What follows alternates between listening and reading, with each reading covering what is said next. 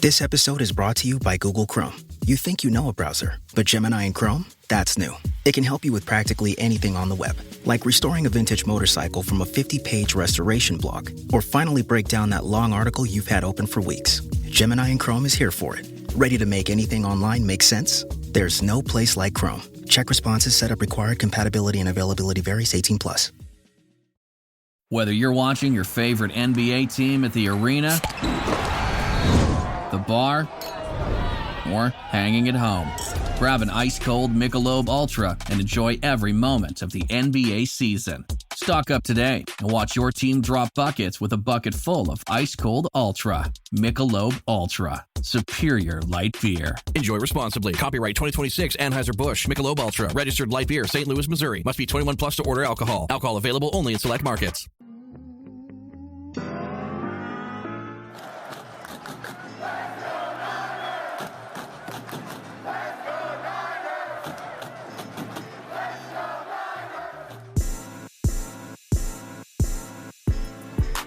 Welcome into 49ers Access. My name is Sterling Bennett, and today we're going to ask and answer which 49ers are entering a make or break season. We'll also see if the San Francisco 49ers are going to reunite with an old flame. We'll dive into the latest on Brandon Aiyuk, get into some draft discussions because those are still happening in the dead period of the NFL offseason. And of course, we have to remember the late and great Aldon Smith to round out today's show. So don't forget to like, share, and subscribe. Leave us that 5-star audio podcast review.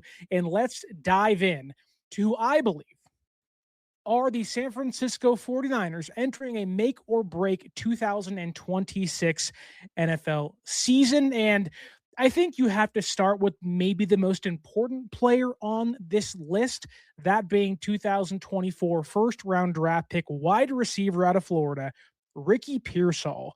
And Ricky Pearsall has been the example of really good when on the field. It's just the availability has not been there for a player of his caliber. You saw what he can do the first 3 games of the season in 2025, 2 of those being with Mac Jones, 1 of those being with Brock Purdy.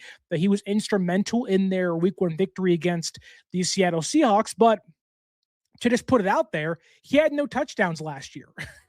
Like Ricky Pearsall, although wasn't a net negative when on the football field, he didn't really produce what you'd expect out of a first-round draft pick the last 2 seasons. Injuries playing a big part in that. But when you look at Pearsall and what San Francisco has done this offseason, Mike Evans for essentially a 1-year deal, Christian Kirk for a 1-year deal, they are banking on him rounding into form, budding into the star they believe they took just 2 years ago.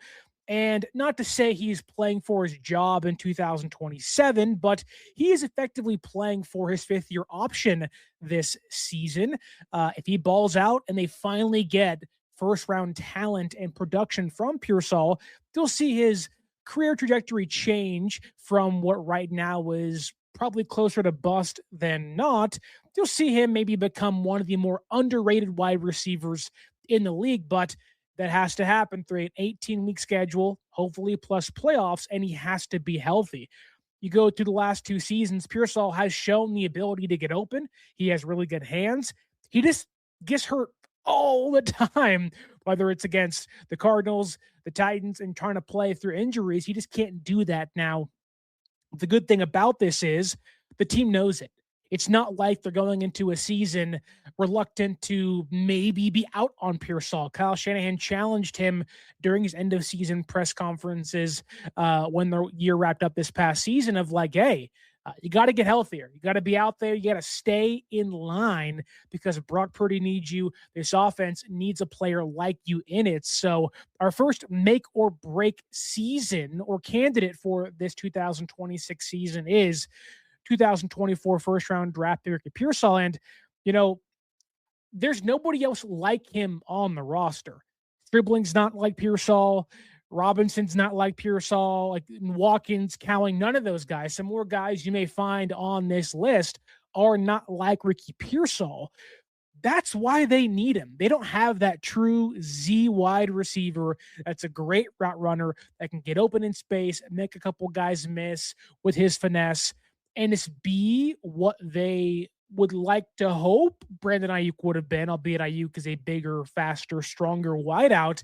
You're hoping Pearsall can at least be part of the route running tree that Aiyuk possessed now that he is falling to pieces and supposed to be in Washington by the year's beginning. But he is a unicorn on this roster currently where if he busts or continues to bust as he has the first 2 seasons, they are going to be drafting or going down the route they went this past season or off season when they signed Mike Evans and Christian Kirk and try to band-aid his spot or sign a veteran wideout to replace him in a year time. So, Ricky Pearsall isn't playing for his job by any means, but he certainly is playing for his starting job, his 5th-year option, and we know Shanahan is a hard nose on wideouts. That's why you'll find a couple guys already on here later on in the show.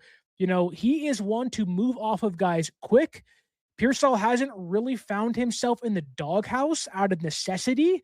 The last thing you want is for a young player to maybe be healthy for a full season and find himself in Kyle's doghouse throughout the year. So a lot is working against Ricky Pearsall, but one thing that's not is his ability.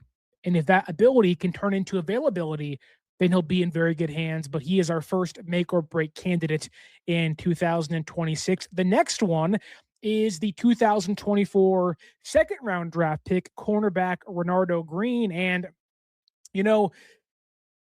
am I wrong to believe Renardo Green has cornerback 1 potential? Am I wrong to not just be out on Green after an up and down roller coaster ride that was his sophomore season? Yes, there was some bickering on the sideline with Kyle Shanahan. Yes, there was some benching against the Cardinals for a couple of plays in the second half of the season, but it's not like he was atrocious. It's not like Green is, playing on the roster bubble and this year hinges on him, or his future hinges on him being a really good player in 2026. But, I think of the first 2 candidates I have on this list, he's the guy I'm kind of banking on hitting and being a stud. Whether he's a star or not, that remains to be seen. But Green has the size, he has the ability, he has the potential. He's got the zone IQ, in my opinion. And I think in the new defense, which he'll be playing in with the coverages, with what Raheem Morris brings to the table, you're going to see Green, I think, take a step up and finally kind of unlock that second round legitimate at base level cornerback 2 potential. Going back to what he was supposed to be out of Florida State, he was supposed to take over Mooney Ward's job and not make that loss feel as big. Now, I think there's been some signs of growth. There's been some signs of good things, but overwhelmingly, it's not like San Francisco is like dying to get Ward back, but they aren't dying to have Green be out there for 18 games a season or 17 games a season.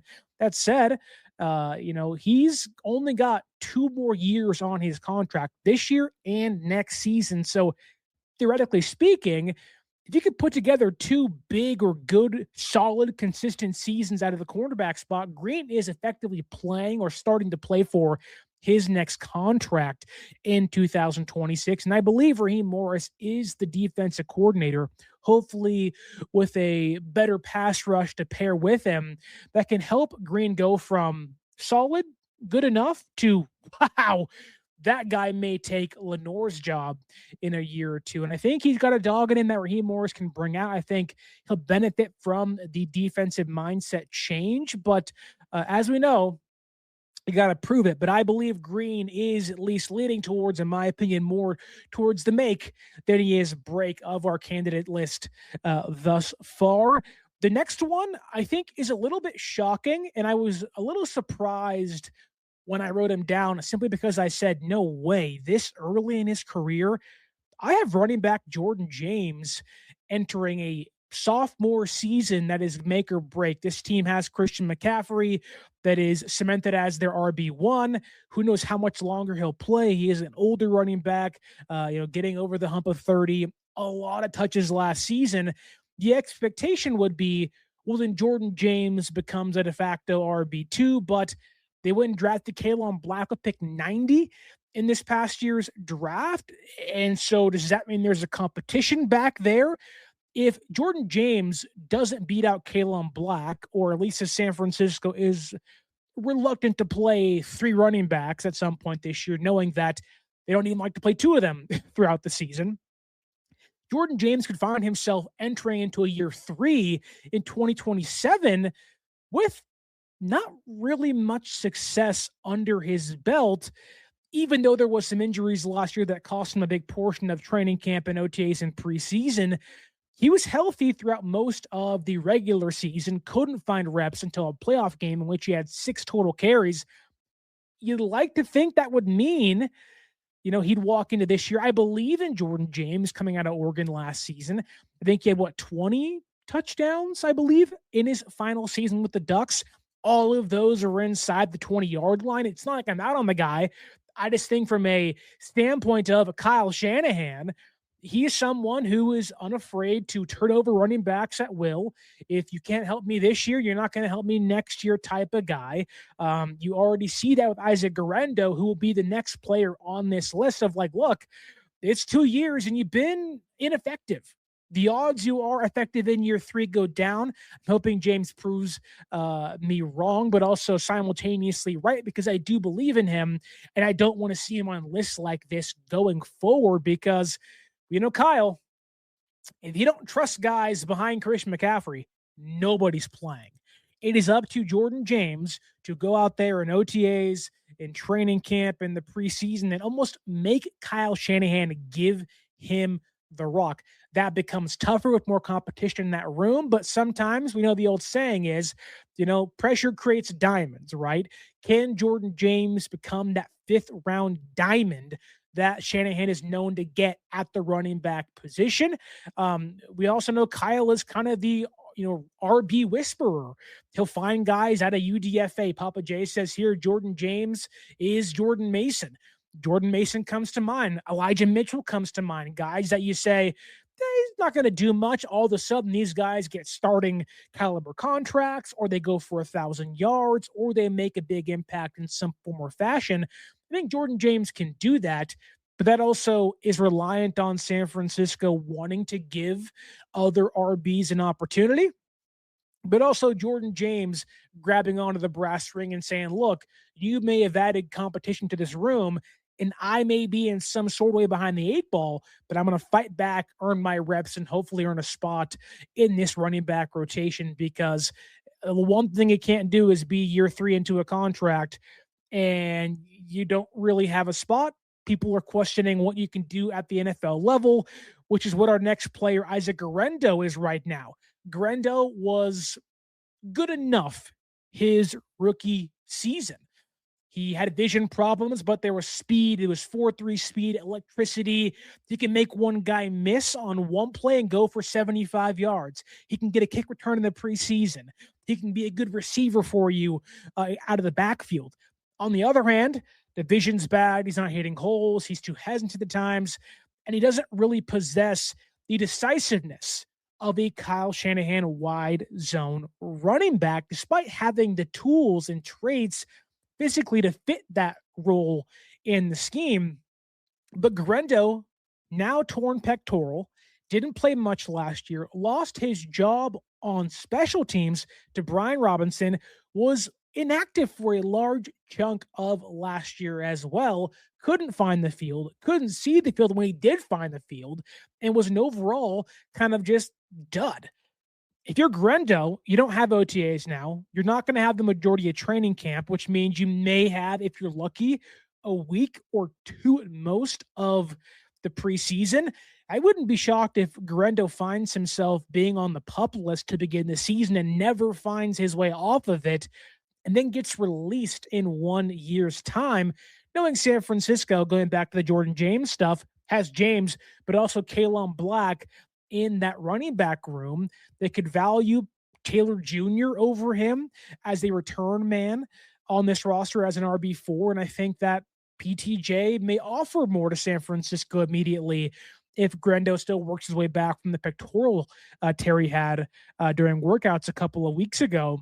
So 2 running backs make this list for a variety of different reasons, but a lot of them the same. Niners do not play running backs not named Christian McCaffrey. Can one of these guys, Jordan James or Isaac Guerendo, kind of slither their way into a role, whether it is special teams? We talk about this a lot throughout training camp and OTAs about, young players walk into the NFL and some are going to start day one. Pearsall was, Michael did, Green did after week 2 or 3, I believe, once they lost to the Vikings 2 years ago. But other guys like maybe an Isaac Guerendo, maybe a Jordan James, Jordan Watkins last season, more guys this year, Nick Cruz, Carver Willis. You are trying to find a way to finagle your way into a spot. A lot of those spots are on special teams, right? How can you kind of, itch your way into a niche and then expand once you make the final 53-man roster? For Guerendo and James, that applies immensely. Like, you got to find your spot and hope you can stick with it and hold on to it throughout the entire offseason program leading into this upcoming season. The next player, though, a pair of wide receivers on my list. No big surprises here. Jacob Cowing and Jordan Watkins. Jacob Cowing, undersized, smaller guy that has made literally no impact for 2 seasons. And this Niner team, in my opinion, needs that yak underneath presence. Can he become that in 2026 and finally make his way onto the roster and maybe give you more than one reception in his first couple seasons in the league? But he is undersized. He is smaller. He's bulked up over the last 2 off seasons, but last year he had like 17 hamstring strains. How do the hamstrings look now? That's a concern. Can he be a punt returner, kick returner guy? What can he offer you if you are the 49ers, who have a pretty stacked receiver room that don't need to carry Cowing, don't need to carry Jordan Watkins?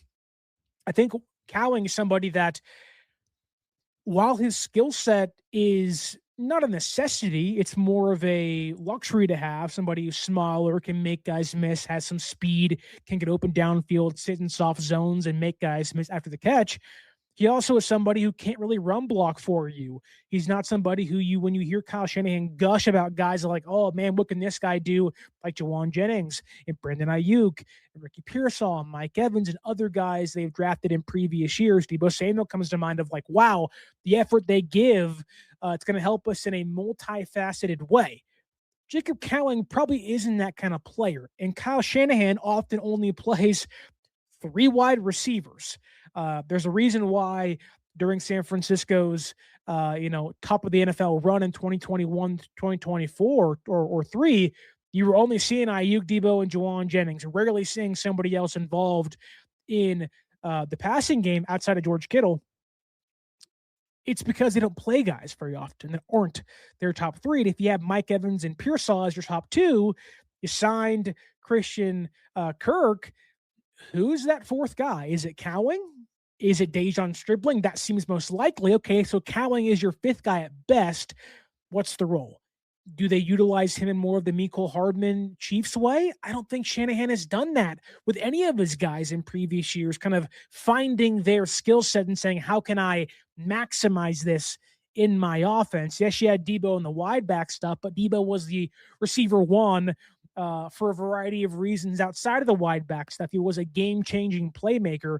Can Cowing bring some of that back to the offense? I don't know. I'm not sure, but this is a major and huge training camp and preseason for a player that has a lot of potential, is exciting, but is behind the 8 ball big time. The next player is the aforementioned Jordan Watkins. Watkins, I think, had 1 reception last year. That was against the New York Giants. I think we all thought, okay, if you're going to have Kendrick Bourne and you're going to have De'Zhaun Jennings, a lot of guys that are possession, lack speed, can't really get open. They're more of a, hey, give me a chance and I can bring it down type of wide receivers. Watkins is the field stretcher. He has, 4.4 speed. He was amazing at Ole Miss when it came to contested catches, yet none of that was seen last year. And now you have San Francisco bringing in Mike Evans for a 1-year deal that can be a 3-year deal. If Pearsall becomes what they think he can be, they got to pay him in a couple of years' time. Okay, then you have Stribling, who was Jordan Watkins' not teammate, but same college at Ole Miss. Now he's the kind of future receiver 2, 3, or 1, depending on how you view things. Can Watkins find a role and become the future receiver 4 and be a field stretching presence on this offense for a quarterback that really wants to throw deep with Brock Purdy? I hope so. Obviously, Watkins found himself in Shanahan's doghouse last year. There's no way around it. This team was playing Malik Turner and Kendrick Bourne in playoff games, and no disrespect to either one of those players, Bourne mainly of that group. But I mean, my goodness, like, you can't beat out guys like that aren't as fast as you, aren't as strong as you. Why? Like, their physical skill sets cannot even be on the same page as you. Was your practice not good? Was your hustle not good? Did you not know the offense fast enough? Was the effort not there? Obviously, we aren't there every single day during practice. I don't know. I have no idea. But when you can't beat out guys that are journeyman practice squad players in Malik Turner come playoff time, that's a problem. 4th of July savings are happening now at the Home Depot with select appliances starting at $398. Plus, get free delivery on appliance purchases of $398 or more, no membership required. Upgrade your kitchen with a modern and sleek GE Profile refrigerator featuring hands-free autofill for the perfect pour every time. And make laundry day easier with 2-in-1 washer-dryer combo innovation that completes laundry in about 90 minutes. Shop top brand appliances now at the Home Depot. Offer valid June 17th to July 8th. U.S. only. See store online for details. I think this is a big year for Jordan Watkins. Do you go the way of Brandon Aiyuk, who found himself in the doghouse in year 2 and came back? Do you find yourself being Dante Pettis, who had a really good rookie season, and we all said, okay, Shanahan's cooking up something here, and then they had Debo. Pettis wasn't very good. They went and got Emmanuel Sanders, and they all said, hey, Kendrick Bourne, come be this UDFA star receiver 3 in our offense. Can Watkins, which path is he going to take? I don't know, but I can tell you this. He, at least right now, as of June 16th, to me, feels more like a Dante Pettis than a Debo Samuel. And what I mean by that is somebody who is maybe a little more softer, maybe somebody who finds himself in the doghouse and can't get out, somebody who lacks the mentality that Shanahan desires from these wide receivers that have, flourished in San Francisco, many of them getting big contracts either here or elsewhere the last couple of seasons. I think Watkins leans right now towards more of a Dante Pettis route, which it's a mid-round draft pick. You burn those things sometimes, but like Pearsall, nobody can do what Jordan Watkins can do right now on this offense. So you're kind of begging for it. I hope Mike Evans, who is or at least was an amazing down the field threat, can help Watkins with the route running, can be a mentor to him. I think, Watkins has a big body. He isn't a big guy, but he's a tall receiver that can get open deep and, can do things other guys can't. I am hoping Mike Evans can help him with that and kind of unlock the next step in his development, bring that blue collar mentality to his game and show him, like, look, man, you don't have to be the biggest, fastest, strongest, although in ways you are that, but it's all about the work you do behind the scenes, what you do during practice to impress Kyle that can help you get on the field and find success. Practice how you play, right? Shanahan is big on that. If you ain't practicing 110%, you ain't playing at all. So I think, for Jordan Watkins and even Cowling to a certain extent, like, it's how you practice. Now, for Cowling, you have to be able to practice. And for Watkins, when you do practice, what are you showing me? What are you giving Shanahan to say, okay, like, I trust you come game time, which for 18 weeks last year, there wasn't any of that. Can a year in the offense, can a year in the system with Brock Purdy, with the chemistry, with the weight room, with the doctors, medical staff, which may frighten some folks, including myself at times, can that year-long kind of growth into the NFL be shown on the field? That remains to be seen, but hopefully it shows itself off this year. Do want to go to the YouTube chat for a second before we get to our last 2 make or break candidates. Papa J says, Sterling is live. You got to believe it, Papa J. We are here and we are live on, is it Tuesday? Tuesday night? The days are going crazy and they're going by so fast. My wife is off a summer as a teacher, and it's like every single day for me, it starts at 5 a.m, 6 a.m., getting up bright and early. And for her, she don't get up till 11. And I'm like, these days are going slow. But then it seems like you look back and it was just Monday of last week. And all of a sudden now it's Tuesday of this week. So we are live, Papa J. And we do want to have a warm welcome to the newest member of the 49er faithful. One of our favorites here, Lori Matthews, had a granddaughter that was just born. Congratulations, Lori. Congratulations to the faithful. Welcome in and their newest member. Get her a Brock Purdy jersey on me.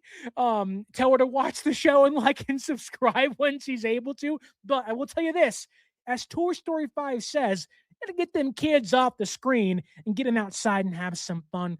Get in the chalk, draw on the sidewalk, get their imagination flowing. But welcome to the beautiful world that is kind of scary right now. But welcome to the world, the newest granddaughter of Lori Matthews. And welcome to the Niner faithful. Whatever her little name is, welcome to life as we know it. Give her hugs, give her loves, and give her all the gifts she wants. I'm sure she's an angel. So, Lori, congratulations on your newest granddaughter. And Kawachipto says, live, Bennett. That's right. We are live, Kawachipto, on a Tuesday night. But moving on to our next make or break candidates. And I wanted to end things a little spicy. Maybe not too spicy. We're not talking like Reaper levels of spice. We're talking about like, I'm a little pasty white boy and you got too much tapatio on the salsa. You got too many bell peppers in the stir fry, right? I think Malik Mustafa is entering a make or break season with the 49ers. Same part of that 2024 draft class. Year 3 is usually when you see things finally click. It's like the NBA. You want to give guys time to acclimate to the NFL. Mustafa's had nearly 2 full seasons to find his footing, and there has been a wide variety of success and failure. I think San Francisco, unfortunately, has not set him up for success very well. Pairing him with Jair Brown on the opposite side, it's not been the most versatile safety tandem. And I think Mustafa will be around next year, no matter what. But I do think that if San Francisco, mainly Raheem Morris, looks at this room and says, oh, wow, Jair Brown maybe isn't here for the long run. He'll be gone probably after this season, if not during the year or before the season via trade. Mustafa could be in that same boat if Raheem Morris walks out of the year like, hey, he didn't take any steps forward, and I got to have some dudes back there. That said, Raheem Morris unlocked that Falcons young defensive back room. Xavier Watts last year, Billy Bowman with the Falcons. Those dudes were running around, making plays, going nuts on the back end of that Falcons defense. I'm hoping we see that same success that we saw in Atlanta last year translate to San Francisco. I love Mustafa. I think he can be a great player. I think him and Green are still going to be cornerstone pieces for this defense going forward. But that all depends on, what happens in 2026. If it doesn't go well, and let's say Jair Brown struggles, let's say Mustafa continues to struggle, do you blame it on the pass rush who had 20 sacks last year? Well, now you have Nick Bosa back, hopefully healthy. Michael's back, hopefully healthy. You added Osa Odigizua. You added height to that pass rush. You may add somebody else along the way. Like, you now have a front seven that can give this secondary some help. Can make net the cover for less time. You can have Mustafa come in the box. He's versatile. He's kind of a Swiss Army knife in a way, and I think he actually is their best coverage safety on the back end. But how is Raheem going to use him? Can he find success in this new defensive coverage that he's going to have this year with Morris? And really, if like now and hopefully, and this is the big thing here, if the pass rush is healthy, you can finally get like a true evaluation on these guys. Really wasn't healthy in 2024. It wasn't healthy at all last year. If that if that pass rush is healthy and that front seven's healthy and that secondary still stinks, everybody included, then you can start saying goodbye because that's a big problem. Now, obviously, there's nuances involved in there, but I think Mustafa is in a make or break year for San Francisco. If you want to plug Jair Brown in there too, sure. But man, I love Mustafa a lot. I just don't know what the future is for him if he doesn't play up to par this season. And finally, this one we are getting a little more spicier. And I want to preface this by saying I by no means believe said person will be gone after this year if bad things happen. Trying to be a little vague with my words right now. Don't want to reveal who it is just yet, but I think, and maybe the term make or break is a little too harsh, a little too kind of streamlined for this, but I think John Lynch is in a make or break kind of season. I don't think he'll be gone. I'm not advocating for his firing by any means, but I do believe that if, let's say, Mustafa and Green and Pearsall don't become the players they're meant to be, don't reach their true potential in year 3, and we're all sitting back here by, week 18 of like, God, none of these guys made an impact. None of these guys were good. Another massive draft whiff for John Lynch. I do think reading the tea leaves and San Francisco bringing in Kwesi Adolphe back from the Vikings, they gave him a promotion already this offseason. I think they are clearing the path for Lynch to eventually leave. Now, I think maybe next year is more of that make or break year, depending on what happens with their draft class in 2024 and 2025. Can't afford to have bad drafts in 2022, 2023, 2024, and 2025. You can't have 4 bad drafts and keep your job. Now, I think Lynch would leave willingly for something else, whether it's TV or just be done with it altogether or be a front office piece elsewhere in the room. But I do think they are making a way, clearing a path for an eventual John Lynch exit in 1 to 2 years' time, and giving Kwesi maybe a chance to be the front runner for that GM job. Would I love that? We'll see. Lynch doesn't have the greatest track record. Some really good in there, like Hall of Fame worthy good, then some really bad, like fired after 1 year bad type of stuff that has maybe held back this franchise from being a Super Bowl winner in more ways than one. But those are my make or break candidates. I think John Lynch, again, maybe too harsh for him, but I do think we are in a make or break year for him based on what guys like Pearsall and Green and Cowing and Grendo Mustafa do. There's a reason why 1, 2, 3, 4, 5 of my make or break candidates are that 2024 draft class. This is the year for those guys to finally step up and make a name for themselves or play elsewhere in a year or two's time. So I think this year is a make or break year for John Lynch. You can't have 3 bad drafts in a row, and you certainly can't have 4 bad drafts in a row. So I think John Lynch is in a make or break season entering into 2026. Had a good free agency, but if they're bad or if they miss the playoffs and they're healthy, well, we're going to have a whole different conversation come year's end. But before we get on to our next topic, and if San Francisco wants to reunite with an old flame, I want to remind you, if you want to see the San Francisco 49ers play in 2026, the NBA Finals are over, but the WNBA is coming back, and it's going to be hitting harder than ever this year. And we have the MLB All-Star games almost here. They're going to have the playoffs coming up pretty quickly in the next 4 months or so. You want to get tickets to watch your favorite teams live, go to SeatGeek.com.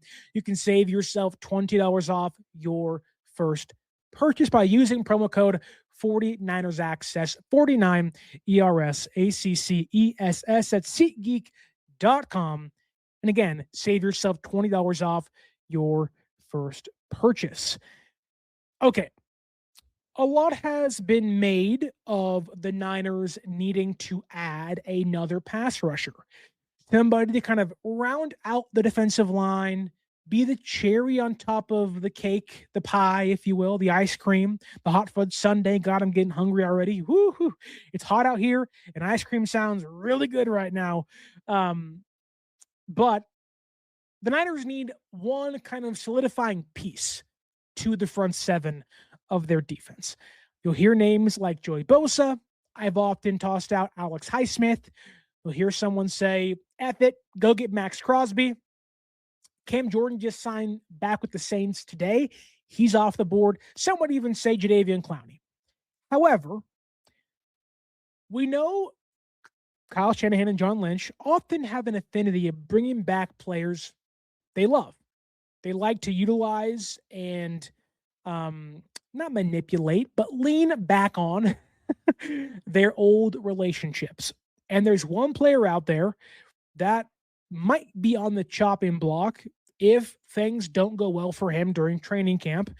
And that is former San Francisco 49er first-round draft pick, Arik Armstead. Now, initially when I heard this, I said, no way. And in many ways, it doesn't make sense, right? You have Arik Armstead. He's an older player. How old is he? He's 33 years old, so he isn't the oldest type of player. But he's an older player, played about 11 seasons in the NFL, right? Been around for a long time, played many years in San Francisco, found success. He is the archetypal player they want Mykel Williams to be for them. Play on the edge on base downs, move inside, and wreak havoc on the interior of an offensive line. And so that was my first thought of, okay, if you bring Armstead back, you then immediately block Mykel Williams if you are to believe Arik Armstead wants to be a starting player. Now, I don't know if he wants to be that. I would assume he believes he can still be that. He was actually pretty good last year for Jacksonville. I'd rather bring back Armstead than Joey Bosa, in my opinion. He gives you more versatility. He brings something to your defense that Mykel is supposed to bring, but if Mykel with the ACL injury isn't healthy enough this year or needs more time to recover, or at least maybe you want to give him a break, a breather, not put too much pressure on him to be this star coming back off the injury, maybe you bring in Armstead for 1 year. Reunite, bring him back to the Bay Area. He's a Sacramento guy through and through. He's somebody that, the Niners, although he was pretty open about his, I wouldn't say distrust, but the way things ended in the Niners, kind of approaching him saying, take a pay cut, and him being like, no. And they were like, well, okay, we're going to cut you then. He was like, cut me. That may be sour grapes still between the two parties. I'm not sure. I don't think it's enough to deter a reunion of any sorts, but you don't know how those two feel. I think John and Kyle would be open to it. I don't know if Arik would. You're asking a guy who is from Sacramento, the Bay Area, who now plays in Florida, of, hey, you may go back home, but you got all those taxes now on your ledger that are going to be calling your name going back to California. And he may be a guy towards the end of his career that says, I'll rather stay in Jacksonville for the next couple of years, take a pay cut there, make more money there, than come to San Francisco for a season. It's all the ins and outs of a personal preference. But, if Armstead gets cut, because right now, if he is cut post June 1st, which he would have to be at this point in time, Jacksonville would save around just under $11 million or $10 million this year by cutting him, and they'd save just under $3 million next year. So roughly, $13 to $14 million they would save over the next 2 years. Then he would be on void years through the year 2029, making some money from them towards the end, if not the end of his career. But if he is cut, I wouldn't be against it. You go to PFF. Armstead's been a pretty consistent player the last couple of years. He's not been somebody that you look at and there's this wide variety of, okay, he was bad in 2023 and bad in 2024, but really good last year, right? Armstead's been pretty consistent over the last couple of seasons. Big dude, 6'7", under 300 pounds, but go back to last year, 49 pressures, 6 sacks. The missed tackle rate wasn't too bad. The run defense was about where it has been since 2021, so you're kind of getting the same player. The sacks have dipped year by year from 10 to 2 to 8 to 2 to 6. There has been some health concerns, but Jacksonville really wasn't that good in 2024. And you'd plug him in San Francisco back with Osa and Bosa and Michael and Height, and you can see, okay, as a rotational player, as a role player, this could make some sense on the 49ers, but he can say, look, Jacksonville nearly lost to the Buffalo Bills in the playoffs last year. They're more equipped, at least maybe over there, or in his belief over in Jacksonville, to overtake the Texans or stay ahead of the Colts or beat the Bills in the playoffs next year. So a lot to weigh, but I wouldn't mind Arik Armstead back. He seems like a good locker room guy. Walter Payton Man of the Year a couple of times, I believe, at least a candidate for that, a finalist for it. So if you want to kind of purge Aiyuk out of your locker room and get some good guys back in there, Armstead could be an underrated piece they bring back that does have name value to this fan base and would still bring a competitive nature to this defense that a lot of people seem to believe they desperately need still after all the additions they had in this past offseason. Next, though, on our list is what you're all waiting for, the Brandon Aiyuk update.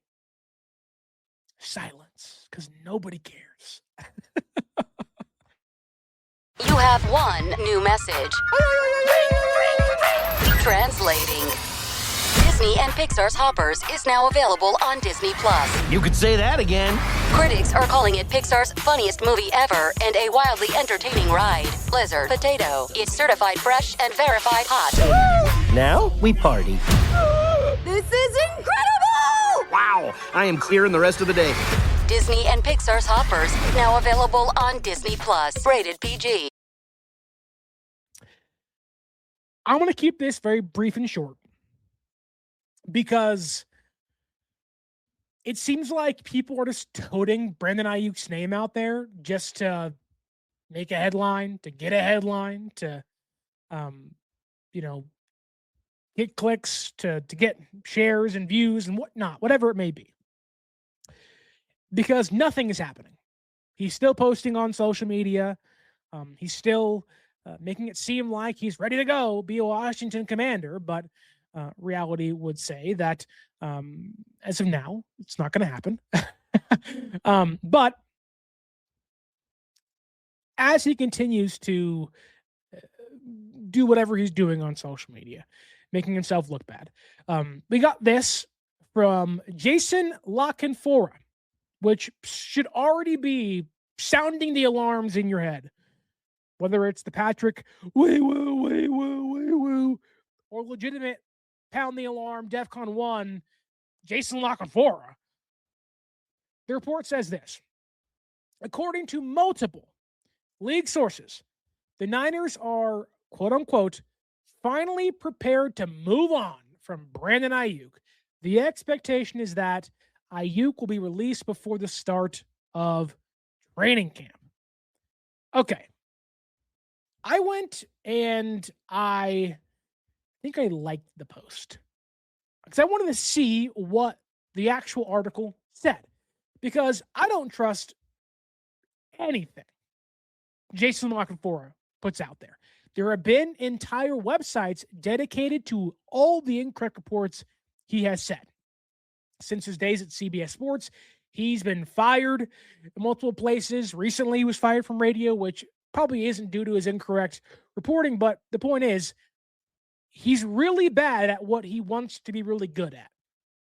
And he's never really been good at it. I'm not saying he's wrong here, but don't forget he was the person that put out the number of the Niners offered this for Brock Purdy and it was too low, and that number never was on the table for San Francisco and Brock Purdy in the first place. But here's what the actual article says. The San Francisco 49ers, after a protracted and personal battle with receiver Brandon Aiyuk, are finally prepared to move on from him, according to multiple league sources. Nothing really else there. There are certainly concerns about his demeanor and health at this point, and Ayuk's next time will not be making any long-term commitment to him. With every expectation, he will soon be a free agent. First off, ask who the sources are. Jason La Canfora, not the most credible person in the book. I can't think of the last time he was actually correct, if we're being honest. And look, it's no hate towards JLC. It's just the way it is. It's just, those are the facts. But the way this reads, it doesn't read like what Adam Schefter writes. It doesn't read like what Tom Pelissero writes. It doesn't read like Rappaport or other top-of-the-line reporters out there. You can even look at what San Francisco has, Matt Mayoko or Matt Barrows. This reads more like somebody that is putting an opinion together rather than having legitimate sources or being a journalist. Now, to JLC's credit, he could be right. He could be correct. But I would also push back on it because, and I'll ask you guys this. We've talked long and hard about Brandon Aiyuk and his status in San Francisco. Why would the 49ers on June 16th or somewhere before training camp begins in July finally give in to Brandon Aiyuk and his desire for release without knowledge of his application to be reinstated, without him taking a physical, and him not reporting? What do they have to gain from that?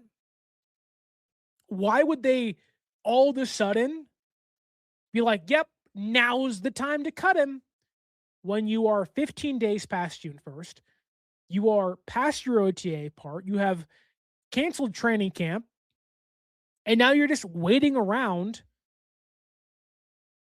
or you canceled mini camp, you're waiting for training camp to begin. And you're just kind of sitting around, waiting for him to answer, waiting for him to take the ball in the court and then respond. It's like you just pass the ball off. Okay, Aiyuk, now it's your turn. What are you going to do? Why would they then now, with the leverage over him of making him have to be the one to respond, give in? When have you known anybody to have any sort of leverage just give up after being this hard-nosed on a certain topic? Like, this ain't like, you and your girl are fighting and she's dug in and she ain't giving up, or you're dug in because you're stubborn. This is a team that actually has something to gain from not giving in to anything he wants. But all of a sudden, on June 16th, they're ready to move on. Why? Why? That's why I'm calling BS. Now, if the report said from La Canfora that the Niners and the Commanders are expected to agree on a trade or are discussing a trade soon that will make Aiyuk a Commander by training camp, that could make some sense. But that's not what it said. It said they plan to cut him, release him. They're ready to move on. After not doing it March 1st, March 10th, new league year date, free agency, the draft, when they could have saved money during free agency, could have had more cap to carry over in the next year, but they dug their heels in. Why would they then give in? JD Durham asks, what about the contract? San Francisco doesn't owe Aiyuk anything until September 1st, I believe. And that's if he shows up. That's if he applies for reinstatement. That's if he, I believe, passes a physical. He can want to be a commander all he wants. But the Niners can theoretically sit on their hands and not even answer the phone, don't even discuss Aiyuk, and just go about their business until he applies for reinstatement and shows up to practice and comes to take a physical. They don't owe him anything. Because right now, DNR list, PUP list, like he is essentially off their books as of this very moment. Now, that can change in the blink of an eye. But why would somebody give up leverage? Why would San Francisco, already dug in, already playing the long game here, give up when they have so much to gain by not doing so? So I'm calling BS. I do not believe this report whatsoever. I don't believe the expectation is that Aiyuk is going to be released before training camp begins, unless he shows up. Now, if he comes to practice, does all the stuff he has to do, and checks every single box, that's different. But there is no indication in Lock and 4's reporting that says that's the case. And until that happens, I have no reason to believe it. So we're going to continue to see BA's name throughout the offseason until he shows up. But the only report you should be and I should be waiting for is Aiyuk applies for reinstatement. Because then it all comes crumbling down for San Francisco and they have to cut him. But until then, no. Don't believe a single thing you read, especially from Jason La Canfora. Okay, moving on to the next wide receiver. Because a lot was made during the draft on draft night. Niners trade back out of the first round. Pick 1, pick 33, round 2. They select De'Zhaun Stribling. I sat here and said, it's too rich for me, but I'm always open to be wrong. A lot of people were up in arms of, how could they do this? That's not Denzel Boston. It's not this guy. It's not that guy. And I get it. Mock drafts often make people blind to what the NFL actually believes, including myself. I'm not withdrawn from that grouping. But oftentimes, because, PFN or PFF or mock draft database says this guy is picked 75 and they go 33, we all go, oh my God, terrible pick. Sometimes it is.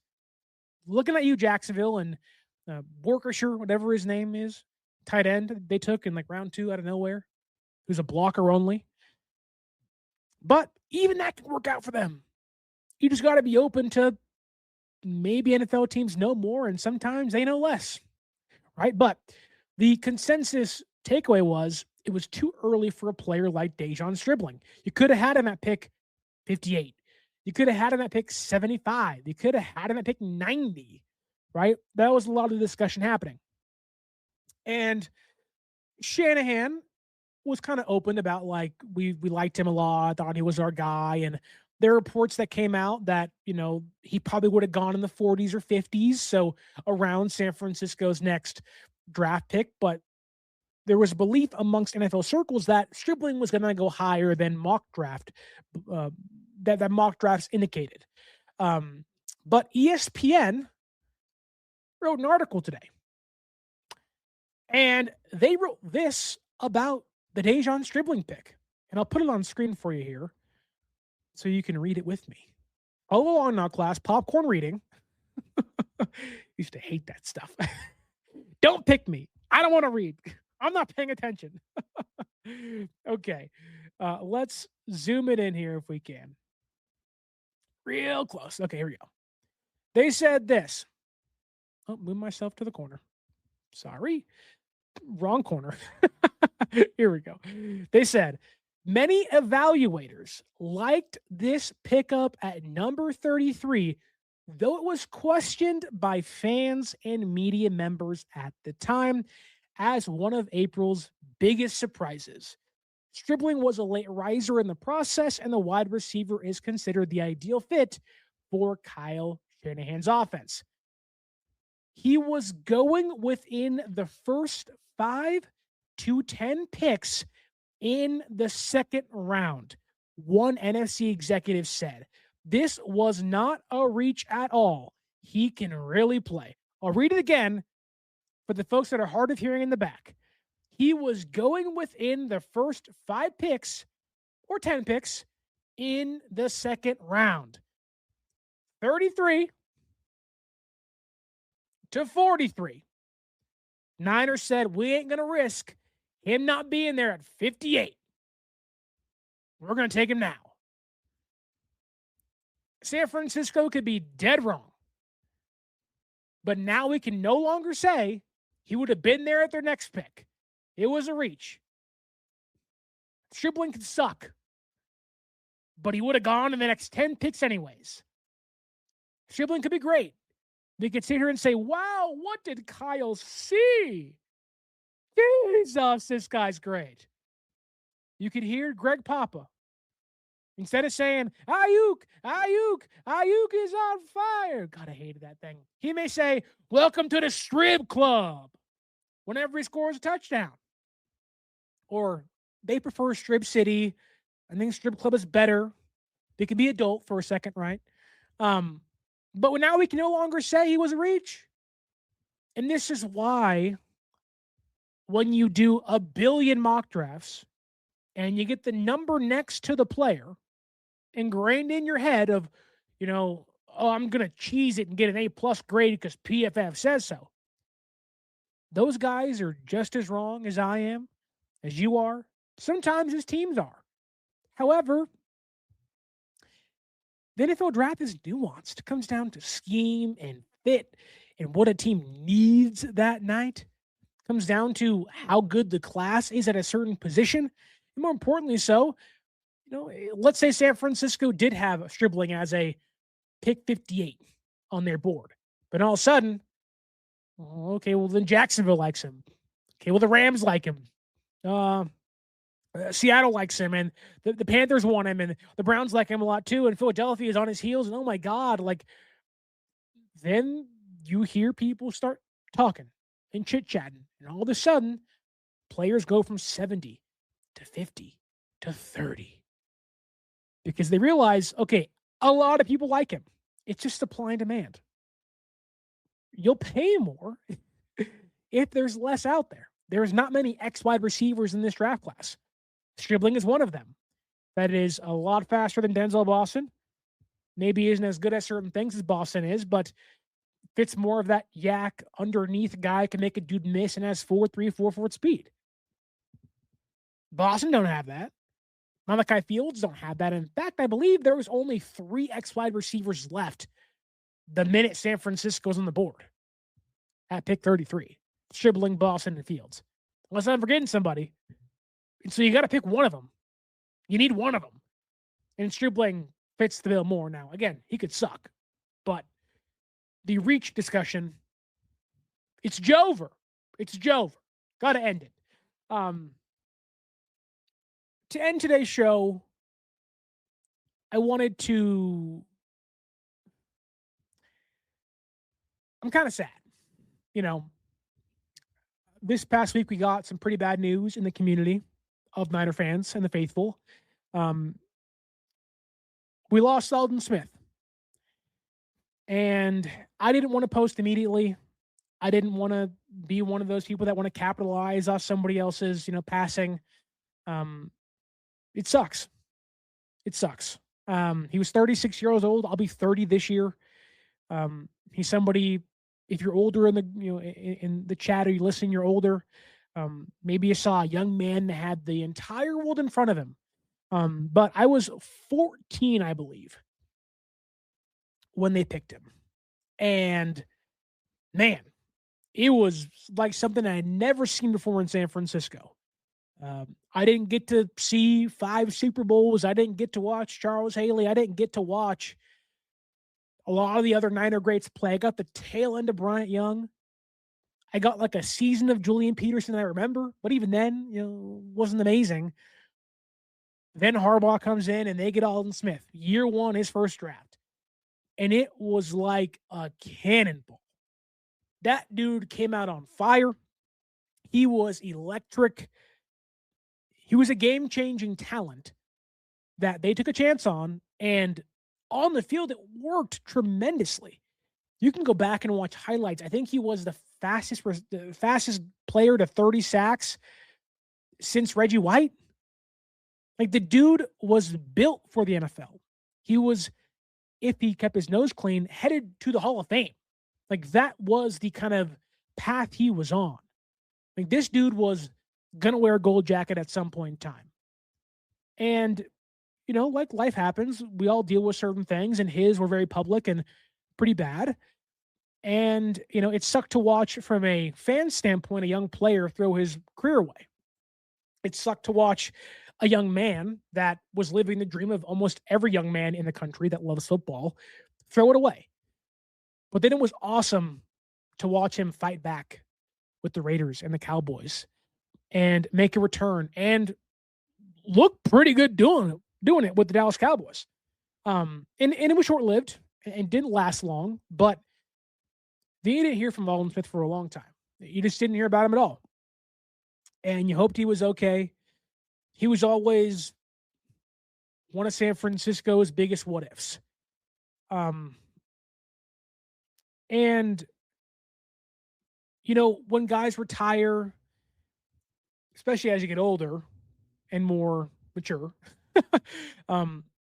you start to realize that, you know, those things don't matter as much, right? It's, can you find peace post-career? Can you find peace and let things go? We've all been there at some point, whether you're in high school or college or the NFL or a different career path. Your dreams die at some point. How do you say goodbye? Can you find the next thing to keep you going? And Aldon had a really, really, really hard time doing so, even during his career. Couldn't keep his nose clean, alcohol, drugs, terrible things that you don't want any young person, anybody to get into. And yet he did what every person hopes to do, is look at their addiction in the face and say, you may have got me today, but you don't own me. That I know I am choosing going forward that every day is going to be a battle to fight the demons that I'm trying to hold back. Whether it's drugs, alcohol, other things in this life that can be addicting to people. Aldon Smith chose every single day, even if he failed, he was going to get back up, dust himself off, and do his best to keep his nose clean, to keep himself in the right. And that is what you are supposed to do. For all the failures in his life and career and what he threw away, I can say I didn't know Aldon Smith outside of watching him on Sundays during his career, but I found what he did post-NFL very commendable. When it came to picking up the flag to do the right thing, to combat something that you look around the country, a lot of homeless people. A lot of them are addicted to certain things. People that aren't homeless have addictions to many things. Some of them are just your phone. Get off your phone. Go outside. Touch some grass. I need to do it more often too. But I can commend Aldon for that. And to see somebody at 36 pass away an hour after giving food to the homeless and giving back, something we should all do more. And it's hard. Life comes at you. You got kids. Lori has grandkids. You know, life gets in the way. Sometimes you have to focus on yourself.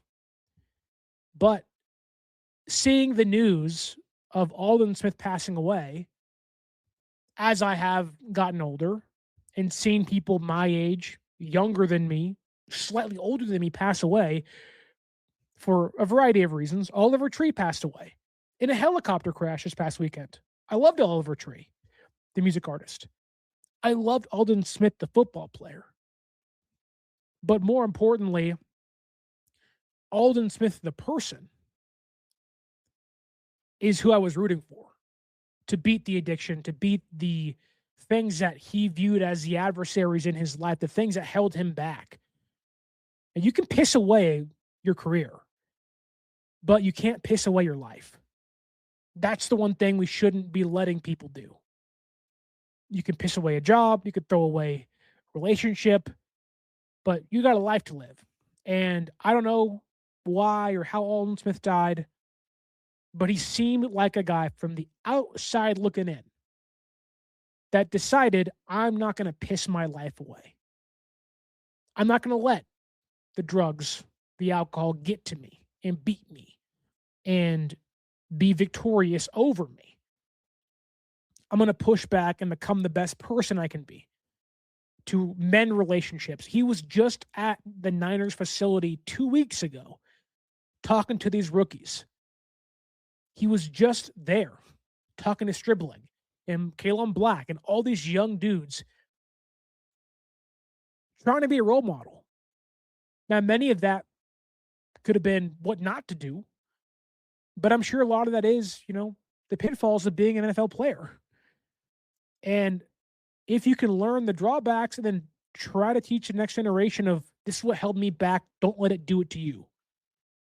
That's what you're supposed to do. Aldon Smith died an hour after paying it forward. And that, when I saw the news, it broke my heart. One, because he was so close to my age, 6 years older than me. But two, because he was doing the right thing. And an hour later, gone. There's reports out there, I put it on my Twitter, that former Niner teammate of his, Anthony Boobie Dixon, was called and tried to resuscitate him and give him CPR. It's heartbreaking. It's heartbreaking stuff. And I hope that as we all sit in this, remember it, kind of look back on what Aldon Smith's career was and his life was, we don't view it as what could have been. We don't view it as, God, that guy could have been great. I've seen people on Twitter like, oh yeah, he was a good player, but all the bad things he did. And they're there. But one bad thing doesn't define you. What Aldon Smith did didn't define him.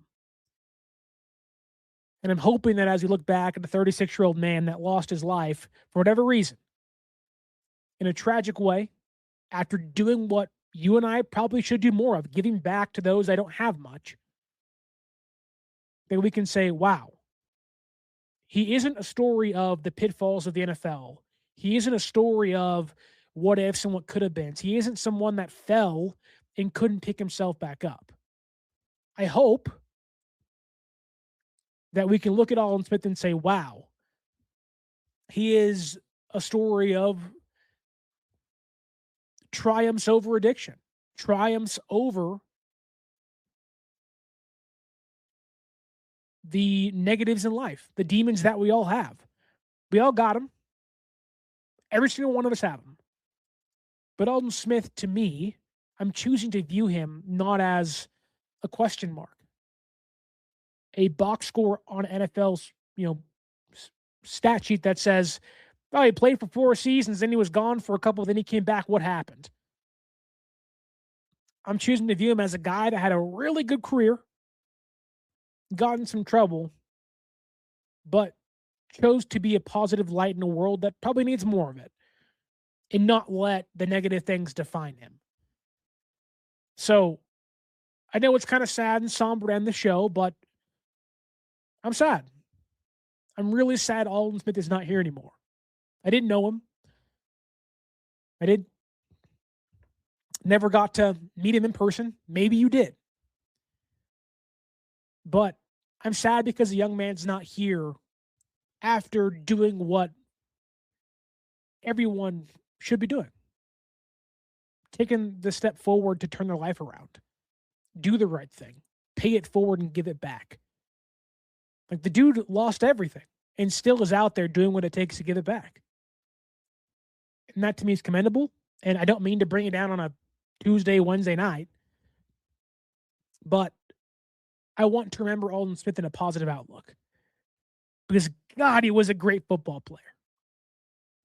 but it does seem like he was a good person too.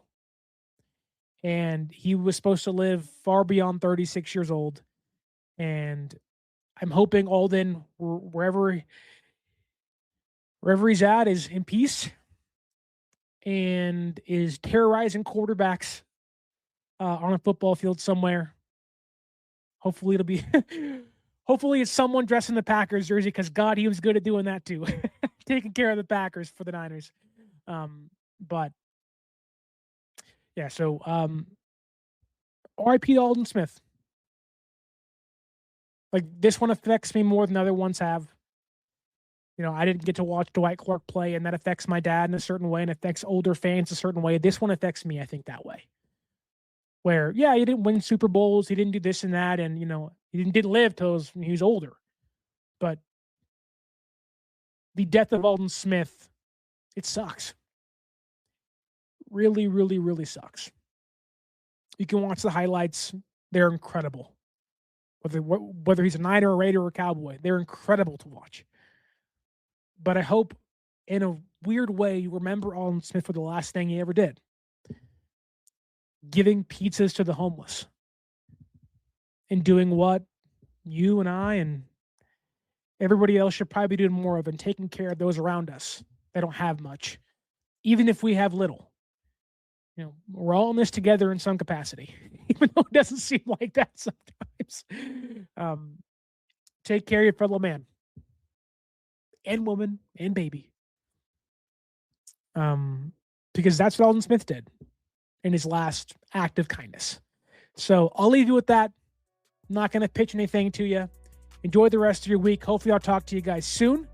Tell me what your thoughts are down below on the make or break seasons, a potential Arik Armstead reunion, and tell me what your favorite Aldon Smith memory was. Leon Sandcastle says this: so sad. My older brother was troubled early in his life too. Turned it all around past at 23. Prayers to his family. It's really hard to go through. Leon Sandcastle, I know your name is a Deion Sanders NFL Network commercial reference, but you know, sending you love. Hope you're okay. I'm sorry to hear about your brother. Sometimes life is hard and it sucks, and you know, the Smith family is going through that now as teammates are. I can't imagine what Anthony Dixon feels today after what transpired over the weekend. But RIP Aldon Smith. Take care of each other. Spread love while you can. And until next time, my name is Sterling Bennett, and as always, stay faithful.